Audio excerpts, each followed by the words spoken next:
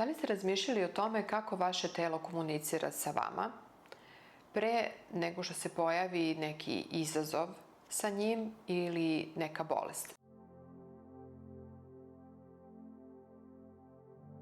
I ne mora nužno to da bude neka dijagnoza, niti ćemo mi ovde pričati o nekim teškim bolestima ili dijagnozama.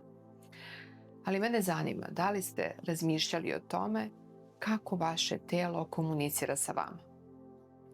I svi već znamo da je telo pametno, inteligentno, mudro i šalje signale pre nego što se nešto desi.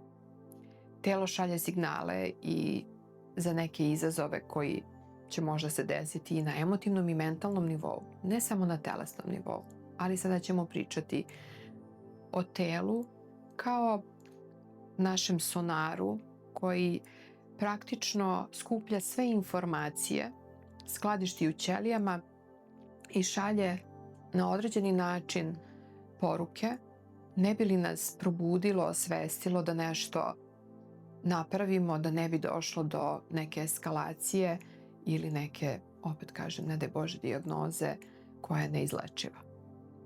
Većina ljudi ne sluša svoje telo. I mi smo nekako tako stvoreni, dizajnirani od našeg tvorca, od Boga, da ceo život razvijamo svoje mentalno telo. Znači, mi ceo život od onog sekunda kada se začnemo pa sve do kraja našeg života dok ne napustimo telo, stalno nešto učimo, stalno taj intelektualni nivo usavršavamo. I to je dobro, zato što kako rastemo i razvijamo se, saznajemo neke nove stvari. I poznato je i nauci da dete u prvih godinu dana najviše stvari nauči. Najviše stvari primi. A onda i u prve 3 godine života, jel? Ali prva godina je ta kada dete najviše upije. Na svesnom i na nesvesnom nivou. I zato je naše telo bitno da ga slušamo i da ga čujemo. Ali kažem, opet, većina ljudi zanemaruje telo. Ne odnosi se prema telu na pravi način. Ne treba ići u ekstreme i biti fokusiran samo na telo. Jako je bitno biti u balansu. Telo će uvek slati informaciju kada ste vi u disbalansu.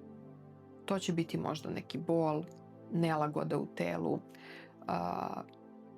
može da bude jeza kroz telo, može da bude blago drhtanje mišića u telu, može da bude stezanje, na primjer želuca, znači jednog od organa, može da bude zevanje, na primjer, onda može da bude podrigivanje, može da bude ispuštanje gasova. Znači sve su to reakcije tela na okruženje i na razne nivoe koje mi posjedujemo. Jer mi nismo samo ovo telo, samo ovaj um i ove emocije. Mi smo mnogo više od toga.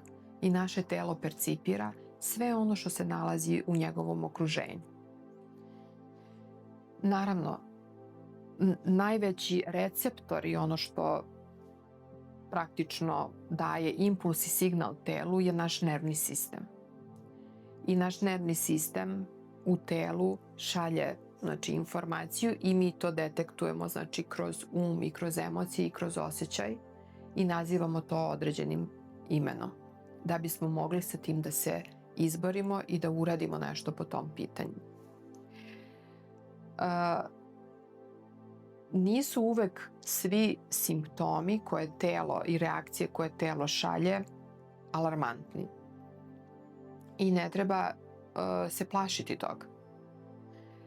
Veći je problem kada mi te male signale zanemarujemo, kada im ne pridajemo pažnju. Ne znači da bol u glavi je odmah signal da vi morate da idete na magnetnu rezonancu ili da idete na neki ozbiljniji pregled. Možda vam samo telo šalje signal da niste dobro spavali prošlu noć, da ste mentalno možda opterećeni, da niste, ili emotivno, da ste možda bili na nekom mestu gde nije bilo adekvatan protok vazduha. Znači, ne mora nužno biti nešto loše, ali je dobro znati da kada osetite neki simptom u telu koji se ponavlja, da obratite pažnju na to i da slušate svoje telo. Često ćete osjećati intuiciju kroz telo i ona će se na taj način javljati i slati neke signale. Intuicija i telo su usko povezani. Intuicija jeste vibracija koja prolazi kroz telo i koju mi registrujemo kroz osjećaj ili kroz misao ili kroz neku emociju. I to isto ne treba zanemariti. I vidite koliko smo mi kompleksni i koliko mi u stvari kroz naše telo osjećamo razne nivoe. Određenu emociju, pozitivnu ili negativnu, ćete osjetiti kroz telo. Mnogo je razloga zašto mi ignorišemo te signale. Savremeni čovek se jako teško nosi sa stresom danas. Iako postoje mnogi alati za samopomoć i kako se nositi lakše sa stresom, stres je jedan od uzroka zašto mi ne čujemo naše telo. Zašto ignorišemo te signale? Nekad nemamo dovoljno vremena da se pozabavimo našim telom na pravi način.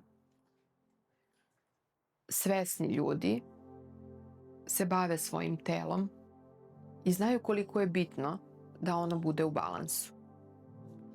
Naravno, vreme je jedan od faktora koji je bitan da se bavite telom.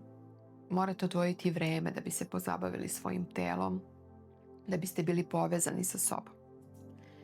Da biste pročitali signal koji vam vaše telo šalje, zaista treba da se utišate, da budete sami sa sobom u miru i da dobro protumačite signal koji vam šalje vaše telo.